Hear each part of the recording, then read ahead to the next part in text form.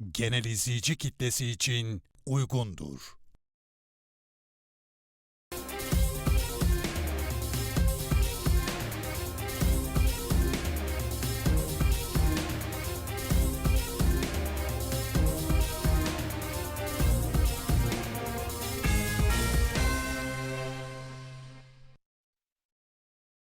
Saat Farkı'ndan merhabalar. Ben Feyza Gümüşlüoğlu. Bu programda dünyayı Ekotürk ekranında buluşturuyoruz. Farklı ülkelerden konuklarla farklı perspektiflere yer vermeye çalışıyoruz her hafta. Bölgesel ve küresel ölçekte çok sayıda gelişme oluyor. Yoğun gündemde her birinin üzerinde gerektiği kadar duramayabiliyoruz bazen. Bu nedenle olanları anlamaya, anlamlandırmaya çalışıyoruz. Bu haftada bölgesel açıdan en önemli, en kritik konulardan birini, Arap-İran ilişkilerini konuşacağız. Son dönemde çok kritik gelişmeler yaşandı. Bilhassa Suudi Arabistan ve İran arasında. Birbirlerini tehdit olarak gören ve bölgesel bir nüfuz mücadelesi içinde olan iki ülke son olarak Çin'in arabuluculuğunda ilişkilerini düzeltme kararı aldı. İran 7 yıl aradan sonra Suudi Arabistan'daki büyükelçiliğini yeniden açtı. Bölgeden olumlu yönde adımlar gelmeye de devam ediyor İran konusunda. İşte bu hafta biraz bu bölgesel değişimleri ve arkasında yatan sebepleri konuşmak, anlamak istedik. Tam da bu konu üzerine Arap Baharı sonrası Arap-İran İlişkileri isimli yeni kitabı dikkatimi çeken değerli bir uzman, Katar Üniversitesi'nden Profesör Doktor Mahjoob Zweiri ile konuşacağız tüm bu gelişmeleri. Welcome Professor Mahjoob. Ehlen ve sehlen. Thank you, Faiza. Thank you so much. Good to see you on my show. Professor, first of all, congratulations on your very timely book. Back in 2017, Professor Mahjoob, one of the reasons behind the blockade on Qatar, I remember, was the country's close ties with Iran. Today, the picture is completely different. Gulf countries who once boycotted Qatar are now normalizing their relations with Iran. And the most notably, of course, Saudi-Iran rapprochement. So how did we come to this point, Professor Mahjoob? Could you tell us with a bit of historical background on the root cause of the problem with Iran? Thank you, Faiza, for inviting me to be with you in this show. First of all, we have to differentiate between what I call it psychological, historical perspective of between Arab and Iranians and between what we see today in modern time in politics. Iran sees an Arab as a nation. This perspective being shaped based on three ideas. One, the idea is that Arabs has converted Iran to Sunni, to Islam.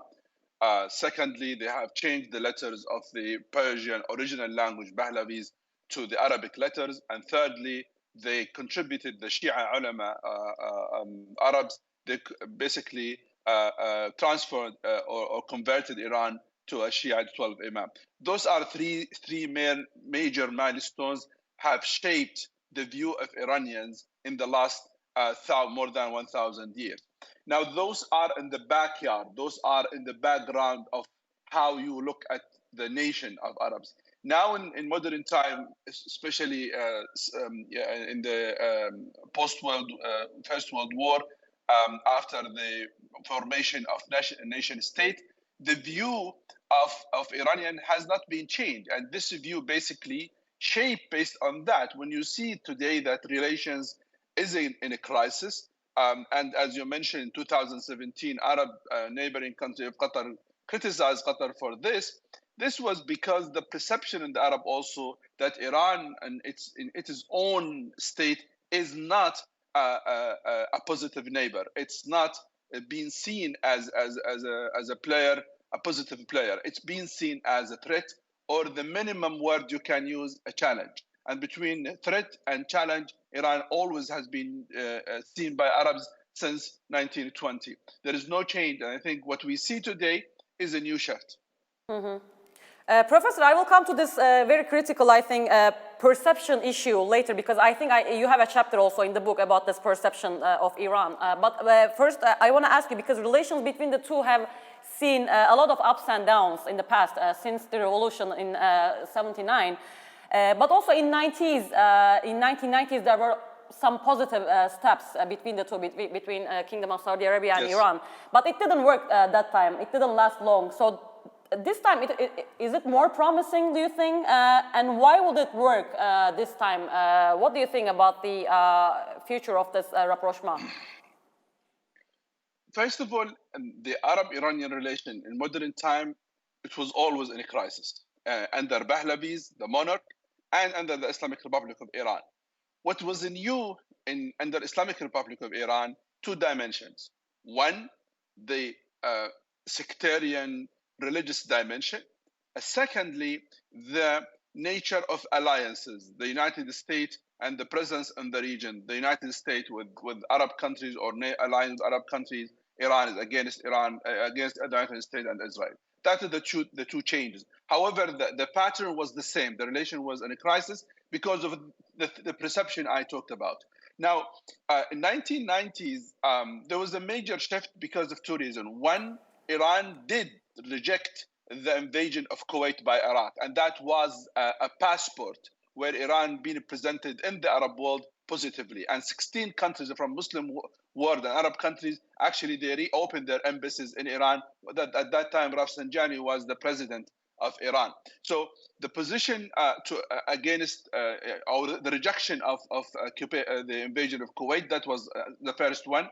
And then 1997, when Mohammed Khatami came to power, and he came with a national discourse saying we need a good relation with the neighboring country beyond these complications. Saudi Arabia was one of those countries developed its ties, signed in 1998 agreement with Iran, a security agreement, and 2001 also another economic agreement. So there was a pattern of improving the relations because the perception has changed. The perception of Iran has changed in Saudi Arabia and other Arab countries. They stopped seeing Iran as a threat, maybe a challenge, but challenge can be contained with discussion, with debate. And that is where Saudi Arabia and Iran developed their ties 1997, 2004. Mm-hmm. What about now, Professor? Because this time you mentioned the motivations at that time, but much of the changes seem to be driven now by the regional belief that the role of the U.S. and its protection in the region is waning. So I also want to ask you about here at this point about Chinese role as well, because recently Chinese mediation between the Kingdom of Saudi Arabia and Iran has also caused some further panic in Washington as well. So how do you see the impact of China this time between the countries' rapprochement, and because they restored relations under Chinese mediation this time. So what does it signal to us? And also, what do you think in general about Chinese role? Do you think it's been exaggerated? Yes. There was a major change on international politics in the last, I would say, 10 years.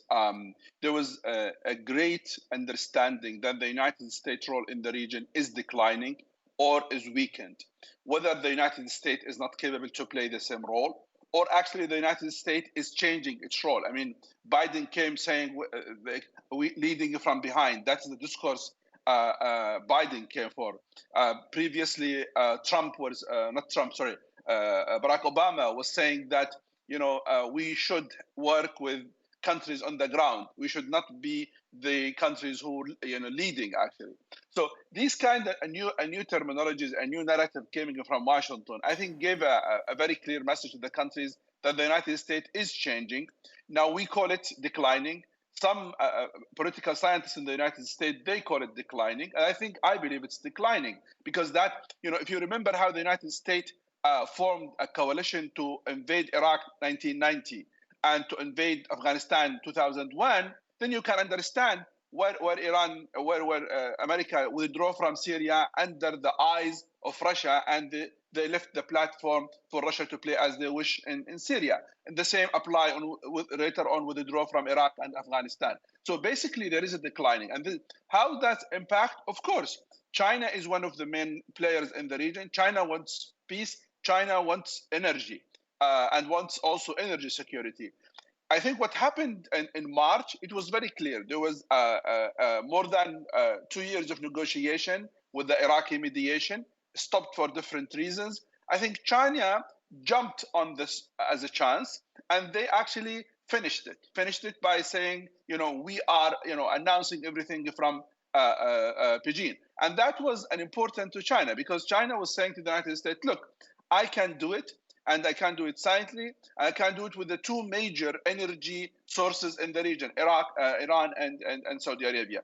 And here, Faiza, let me say very clearly, what was happening between Iran and Saudi Arabia is restoring diplomatic ties.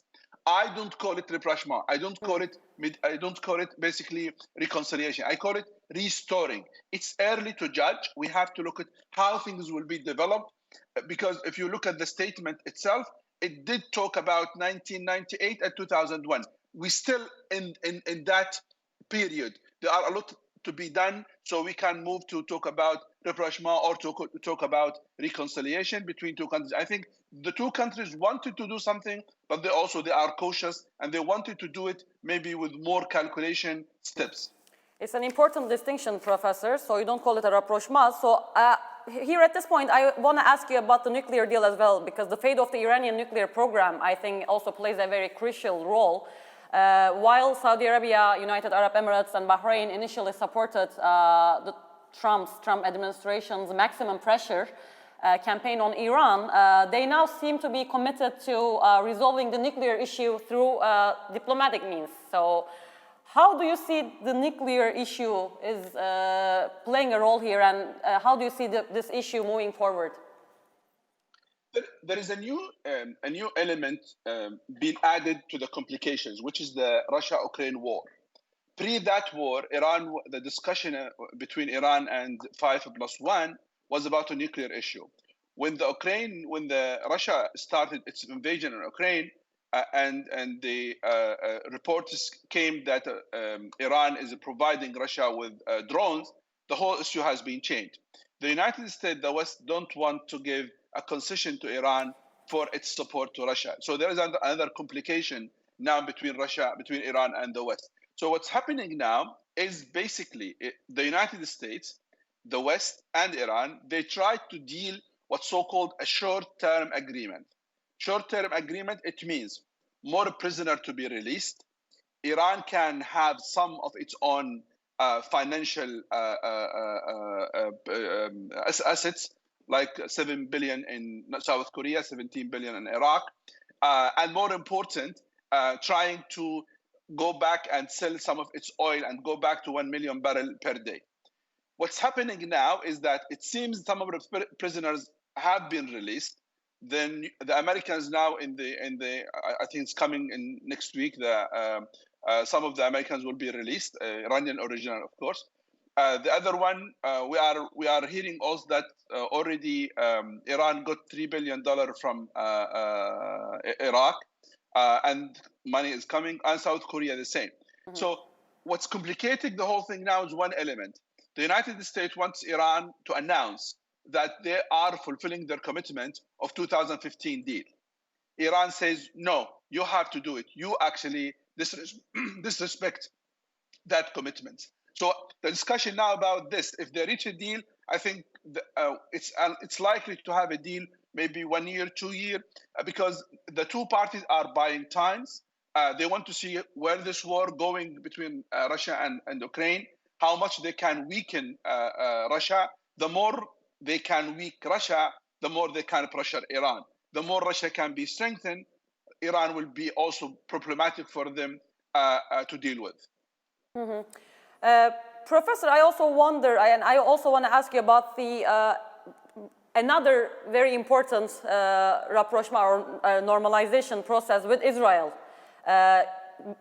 Same Gulf countries that we are talking about are also improving their relations with Israel. Saudi Arabia is still hesitant though, but still other countries have developed already their relations with Israel, normalized their ties, and also they're restoring ties, as you say, with Iran as well. So how does this triangle look between Gulf countries, Iran, Israel? How this rapprochement processes affect each other, especially between the relations between Israel and Iran?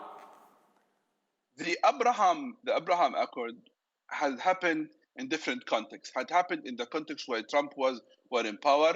Emirates, they wanted to have access to American politics, and they went to this deal with Israel far away from the Palestinian cause. There is nothing about Palestinian rights. There is nothing about the international law 335 and the resolution of the United Security Council. Nothing. It's about basically the perception of Iran as a threat and also trying to outreach to a Trump administration. It sounds that they realize now this did not work. And now they are going back to the fact, okay, let's acknowledge the geopolitics. Iran isn't part of geopolitics. You cannot ignore that fact. So now, I remember actually after the signing of the Abraham Accord, actually Emirates sent its national security advisor to Iran, and they assure Iran that Emirates will not be based to threat Iran. That was made clearly to Iran at that time. So what's happening now basically is that those countries, they try to say Israel something and Iran is something else. Iran is a neighbor. Iran is a major country in the region. We cannot ignore it. And we can have a relation with Israel as well as part of this. They consider it part of peace process. But it's not peace. It's not part of peace process. It's obvious that there is a crisis in this relation so far because I am aware, for example, that recently Benjamin Netanyahu, he's trying to travel to Turkey, Emirates, and the United States, and the three countries rejected him in the last 3 days. He wanted to have a trip because with this internal politics in Israel, he's trying to outreach to the world and try to fix his image. The three countries rejected actually his visit to them, including United Arab Emirates, which tells you it's not in a good shape 100%. But again, there is a diplomatic ties, of course, and there are ambassadors, and there is attempt to develop an economic relations between both sides. So do you expect any major shift from Saudi Arabia towards Israel, Professor, in terms of developing ties and restoring ties with Israel, as some people expected, and as the US is also trying hard? The narrative from Saudi side is different. The Saudis say if there is progress on the Palestinian front, they are willing to engage with Israel. That's different discourse. That's the discourse of 2002 Arab Initiative. So, and here you talk about 1967 borders, you talk about refugees, you talk about a few things. Israeli government, so far, they are rejecting all of this. So basically what the Saudis doing now, they put the Israeli government in the corner and also the American administration by saying, look, fulfill your commitment so we can have a peace. Now, what Saudi Arabia is benefiting from is the fact that China is supporting that. China is in favor of having basically a Palestinian state with two-state solutions. And again, Saudis are not far from that solution as well. So Saudis coming from a perspective that they have China and Russia also supporting this two-state solution, and that itself pressuring the United States a lot.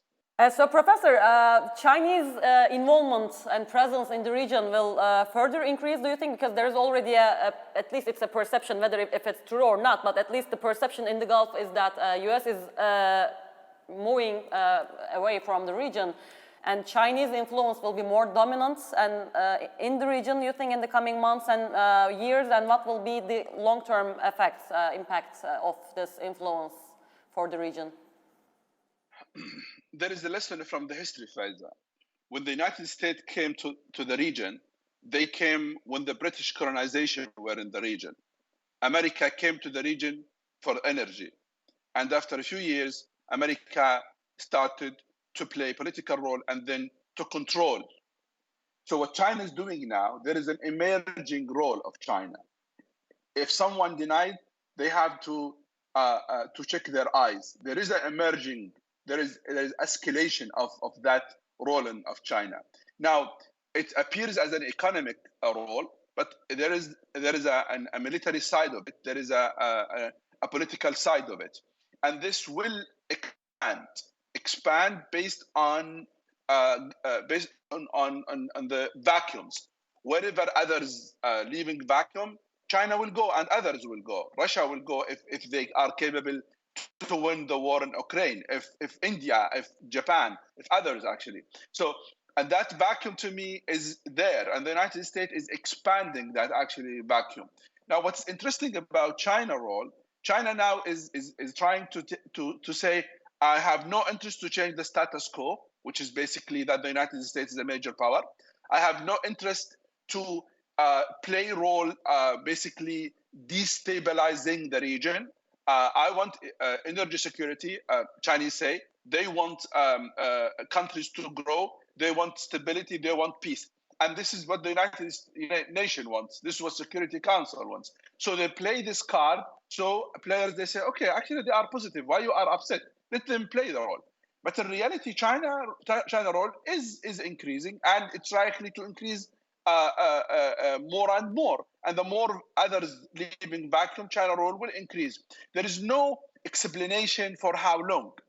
Of course, if the United States rule is weakened more, China will have a military presence. There is no doubt, as they have now in Djibouti. It's likely to have this military bases, even for different justification for protection their trade or business or other thing. Professor, we have only a few minutes left. So going back to your book and Arab-Iran relations, one final thing that I really wonder, I personally also wonder, because Iran has always loomed large as the main threat to the Gulf Arabs, even like more than Israel, I can say. Because it was also part of my observation during my 6-year stay in Doha. So did that perception change, or is it still the case? How is the view? I think you have a chapter on this in the book. So could you please tell me your observations and your findings about this? You know, there is a very interesting observation here. The first one, Iran did enjoy an amazing perception in the Arab societies from 1997 until 2003. And that's a perception where the government sees Iran as a problem. The public opinion of the Arab countries, they look Iran as anti-Israel, anti-America, and they are a revolutionary country. That has been changed in 2003. Iran has been perceived as a sectarian, as a country basically promoting sectarianism in the region, and being promoted more post-2012 after the intervention in Syria. And that was very clear in my chapter where I looked at different surveys done in different places. That was a shift, basically. What's interesting also, after 2010, for the first time, Arab countries and Arab people, they are together, they have a negative perception of Iran for the first time, where the government and people, they look at Iran negatively, actually. One of the major observations here is what happened in 2017. The Qatari people in particular, they perceive Iran in a positive way because Iran has opened its airspace for Qatari Airways, and also they opened their borders to help in terms of economy and products like Turkey as well. So the perception in Qatar was positive comparing with the neighboring countries like Saudi Arabia and other Arab countries. Having said that, I think still within the Arab society, there is a huge percentage where they look at Iran from perspective, from a sectarian eye, which Iran needs to do a lot to clear itself of this perception, of this view, sorry. Mm-hmm. Well, thank you so much, Professor. There are so many, of course, topics to cover, but hopefully in the next episode or episodes. Thank you so much. I appreciate your time, Professor Mahjoob. It's a pleasure, Faiza. All the best. Thank you very much. Thank you. Evet, Saat Farkı'nda Doha'dan, Katar Üniversitesi'nden Profesör Mahjoob Zweiri ile konuştuk. Bu hafta biraz Arap dünyası ve İran arasındaki ilişkileri, özellikle Suudi Arabistan ve İran yakınlaşmasını, Çin'in arabuluculuğunda gerçekleşen bu bölgesel anlamda çok önemli yakınlaşmayı konuştuk. Son kitabı ışığında Arap-İran ilişkileriyle alakalı yeni kitabı ışığında biraz bu konuları anlamaya çalıştık. Önümüzdeki hafta yine farklı bir konuyla, farklı bir konukla görüşmek dileğiyle. Hoşça kalın.